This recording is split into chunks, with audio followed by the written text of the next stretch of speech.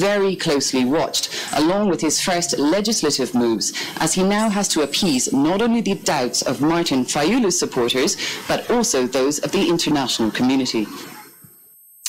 It was an unexpected and controversial win, but Tshisekedi is now the leader of Africa's second largest nation.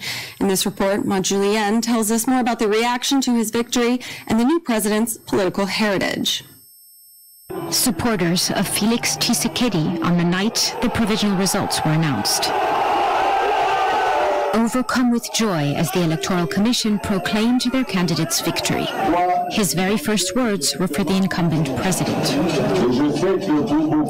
I know that for many of us it is difficult to accept, but I say it with sincerity. I pay homage to President Joseph Kabila. Thanking those in power. Quite a U-turn for the son of Etienne Tshisekedi, a revered politician who made a name for himself by standing up to autocratic leader Joseph Mobutu in the 1980s and refusing compromise ever since. His son, Felix, is more conciliatory. He grew as a politician in his father's shadow and only became the leader of Etienne Tshisekedi's party, the UDPS, after his father passed away in 2017. He says he would never try to live up to Etienne's myth.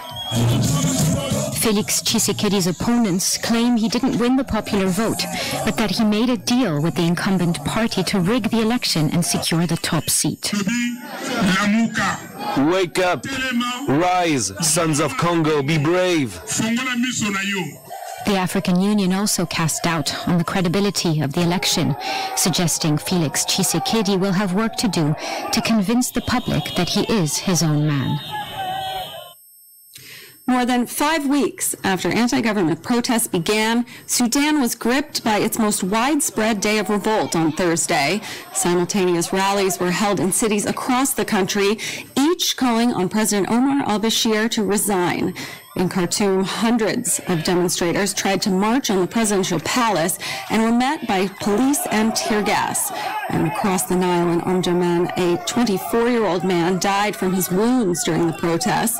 That brings the state's death toll from the unrest to 29. Though rights groups say the actual number is higher. With under a month to go before voting begins, Nigeria's most high-profile female presidential candidate has withdrawn from the race.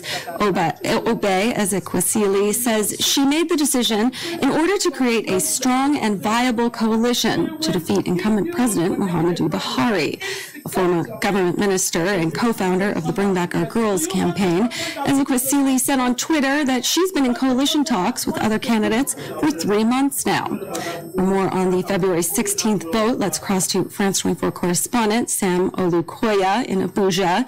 Sam, how much influence does Ezekwesili have with the Nigerian electorate, and was she ever considered a top contender in this race?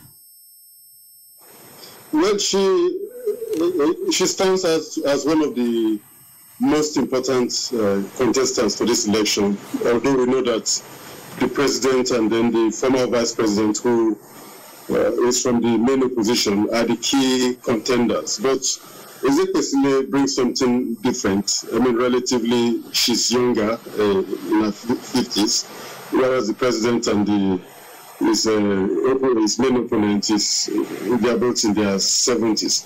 Ezekwesili is quite vibrant, well-educated, so she's bringing something quite different, which for many Nigerians, they wanted to see how this difference will make a change in Nigeria's political life. Many Nigerians have become really fed up with the old order, and the fact Ezekwesili is the one to bring about a new order. Now, right now, there are 2 main parties in the country. This time around, they're represented by the incumbent, Buhari, and Atika Abubakar, a former vice president. So how likely is it that another competitive opposition coalition can be formed, as she says she wants to do? Well, I think to start with, she had, to a very large extent, drawn a lot of attention to herself. And then the fact remains that there are lots of people in Nigeria who have that thinking of Ezekwesili, who think like her, and have the same vision like her. So when she goes on to form a coalition, I think with her presence there, it will become quite known to many Nigerians. That may not substantially. And it looks like, unfortunately, we have lost Sam's connection there. We will try to see if we can get him back for the next program. Next, by shedding the notorious Vices Against Nature provision from its law, Angola has decriminalized homosexuality. On Wednesday, Parliament voted to overhaul the nation's criminal statute for the first time since independence. And going one step further, the government also prohibited discrimination on the basis of sexual orientation. That's now an offense punishable by up to 2 years in prison. The reform is being hailed by human rights groups. A centuries-old tradition is facing extinction in Ivory Coast. Female healers, known as Komia, fear modernization could soon relegate their role to the past. In this report, Laurent Bestachir takes us to a school training the next generation of Komia. Draped in white, their faces coated in clay, these young women are training to become Komian.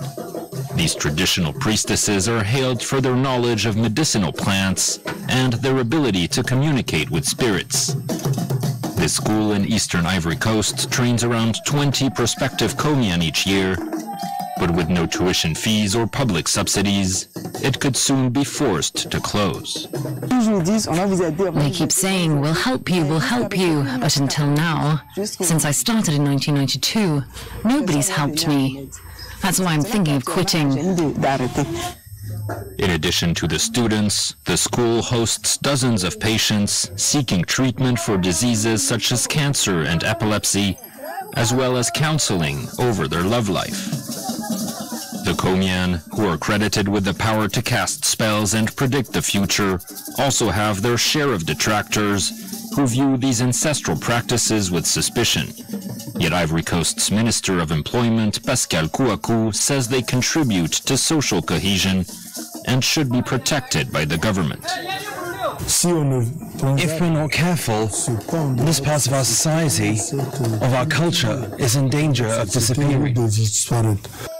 Himself the grandson of a famous Komian, Pascal Kouakou has vowed to place the school on a tourist map to help it survive and continue to perpetuate this age-old tradition.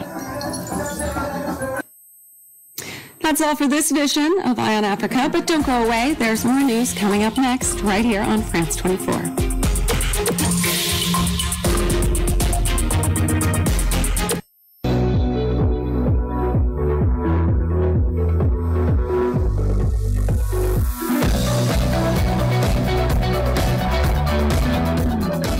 France 24, every artful.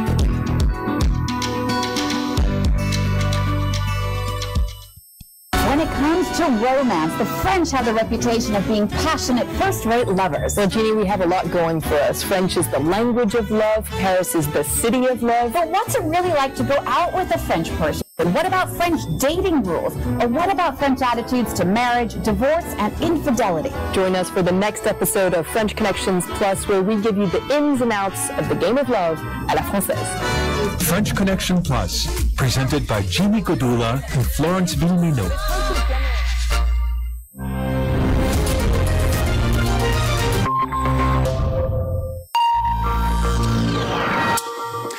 Bienvenue à tous. Welcome to Live from Paris, World News and Analysis. I'm Mark Owen. These are the headlines. A Republican plan to end the partial shutdown of government in the United States has failed in the Senate. Meanwhile, a Democrat one is facing an equally pessimistic prospect. Analysis to come. The Caracas stalemate Venezuela has two presidents this Thursday. The upstart Juan Guaido, who's morally supported by Washington, and Maduro, still in place under the backing of Venezuela's army. Felix Tshisekedi is sworn in as president of the Democratic Republic of Congo. He's promised the release of all political prisoners and to tackle corruption. His election's been recognized now by the UN and the EU in spite of cries of fraud and manipulation from the losers.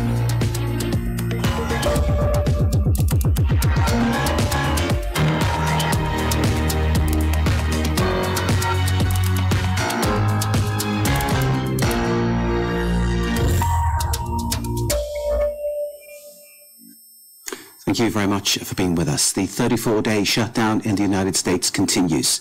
A Republican bill has failed in the U.S. Senate. It would have granted President Trump near $7 billion to build his border wall. A Democrat counter bill has had the same fate. This would have seen federal agencies reopened through to February the 8th while the budget accord was negotiated. On the floor of the Congress, there is apparently a hope that a double defeat of these measures might inspire more serious efforts to strike a compromise. But in the meantime, the partial shutdown continues. Let's bring in for analysis John Zogby, pollster and analyst at Zogby Strategies. John, good evening to you. What do you make of this situation? I mean, some people, I think, would have said, yes, this bill will fail, the counter bill will fail. It's that kind of environment now. But where do they go from here? Well, there is a suggested compromise by one of the leaders, the third-ranking member of the House of Representatives, Mr. Clyburn from South Carolina, that would include $5.7 billion for border security. So there's the amount of money that the president wants, and includes some fencing, which is not what the president wants. He wants the entire border wall. But it would be smart security or electronic devices and more border patrol officers, and the suggestion that that might have some potential, especially since the president now has signaled that he would like the government to reopen so that he can give his State of the Union message and deliver it on time. However, really, all bets are off. This is unprecedented, the situation that we're in right now. Who do you blame for this situation, John? Who do I blame? Obviously, the president deserves the blame, simply because, brinksmanship, can be an admirable quality in some people, or tough negotiations may be, but you're affecting your own constituents. I mean, there are government workers now who have missed a second paycheck, who say that they have $1 in their checking accounts, who are standing in food pantry lines. I'm in Washington, D.C. as we speak, and taxi drivers are saying, you're the first customer that I've had all day, and I've been working since 6 or 7 hours. I'm looking out the window here in Washington, and I'm seeing a city that is almost ground to a halt, if you can imagine it. It is a situation, as you say, that is, well, ridiculous, really, that this is happening in possibly the political capital of the world. But is there any sign that this is going to change quickly? Because this idea that there is some sort of optimism on the Senate floor, on the Congress floor, that there should be some kind of serious compromise coming up. But you yourself have said all bets are off. All bets are off, and there has not been optimism because clearly both sides are putting party and their own base constituencies over the national interest. The national interest certainly is to have the government operating and to not only put 800,000 people back to work, but all the ancillary businesses and services that depend on those 800,000 people. But the sense of optimism, under normal circumstances, you would conclude, as the media is concluding, that, well, look, these two bills today failed. You learn from failure. But it remains to be seen if anybody's learning from failure. I think there's some people actually who enjoy this. I'm speculating, but I think they're actually enjoying going back to their constituents and saying, whether Democrat or Republican, I promised you I would vote only on principle, regardless of what that principle is, and that doesn't include compromise. Indeed, none of the 800,000 federal workers who aren't getting their paychecks will be enjoying this at all, will they, John? As you pointed out. John Zogby, thank you so very much indeed for joining us. We appreciate your time, sir. Thank you. Next here, Paris, the United States has called for a UN Security Council meeting on Venezuela. This follows a day this Thursday when the military has confirmed a ministerial leak of last night that the army is standing by President Nicolás Maduro. The United States was the first international voice to speak up in favor of the man who was seeking to replace Maduro. Juan Guaido sworn himself in on Thursday as interim president. A number of countries followed by giving their support for this, including key regional powers like Brazil and Colombia. The military's position is crucial. Senior commanders have spoken out to confirm this Thursday that they are standing with Maduro.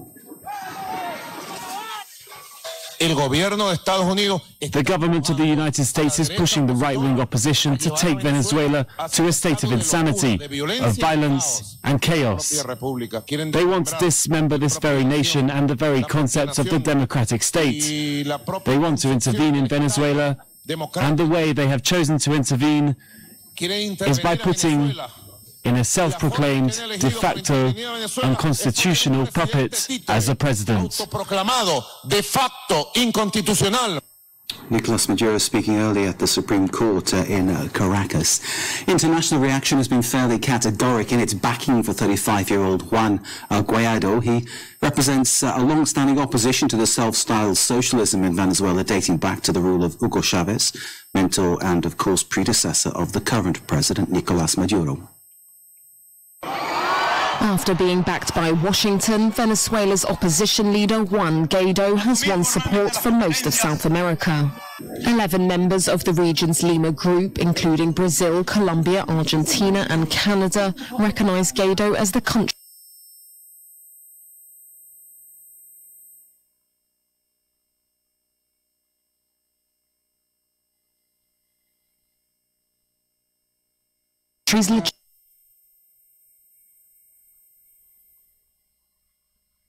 political crisis spiraling out.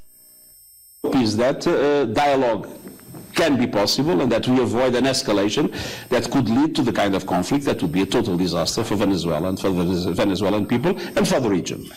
Brussels and European nations also stopped short of recognizing Guaido, instead calling for new elections. Things happened yesterday and we have to keep working in the European Union to see what we do. But it is obvious there will be contact with the Venezuelan regime. Do you think this can be done ignoring the reality? The reality is what it is, and we must work with it. A message that was echoed by French President Emmanuel Macron, who called Maduro's re-election illegitimate and praised the courage of Venezuelans who were taken to the streets. A number of key allies are still backing Nicolás Maduro. In South America, these include Uruguay and Mexico, who are calling for more talks between the government and the opposition. Elsewhere, Russia warned the US against military intervention in Venezuela and said the attempted power grab was a violation of the basics and principles of international law. A similar line was taken by Turkey and China, with Beijing saying it opposes international interference in Venezuelan politics. China supports the Venezuelan government's efforts to safeguard national sovereignty and stability. China always upholds the principles of non-interference in other nations' internal affairs and opposes external intervention in Venezuela. The EU is hoping to set up an international contact group with South American nations in February that would seek talks between Maduro and the opposition. Political prisoners will soon be released. This, the promise of the new president of the Democratic Republic of Congo. This Thursday, Felix Tshisekedi has been sworn in, the country's first ever peaceful handover of power. Accusations of fraud and voter manipulation have been swept aside. Taking the reins from Joseph Kabila, opposition party UDPS's leader Felix Tshisekedi has been sworn in as the new president of the Democratic Republic of Congo. I solemnly swear before God and the nation to observe and defend the Constitution and the laws of the Republic. The handover of power closes the chapter on 2 years of uncertainty when Kabila didn't step down even though his term had expired. The last months of Kabila's 18-year rule were also overshadowed by vote-rigging allegations for his succession. Runner-up Martin Fayulu continues to contest the result and accuses Tshisekedi of a power-sharing deal with the outgoing leader. The new president, though, called for a reconciled Congo. The Democratic Republic of Congo that we will build will not be a country of division, of hate, or of tribalism. We want a strong Congo, strong in its cultural diversity and its dedication to its motherland. Congo focused on its development, peace and security. A Congo for everyone, where everyone has their place. A message his supporters welcomed. Thousands had gathered in the streets of Kinshasa to catch a glimpse of the historic transition of power.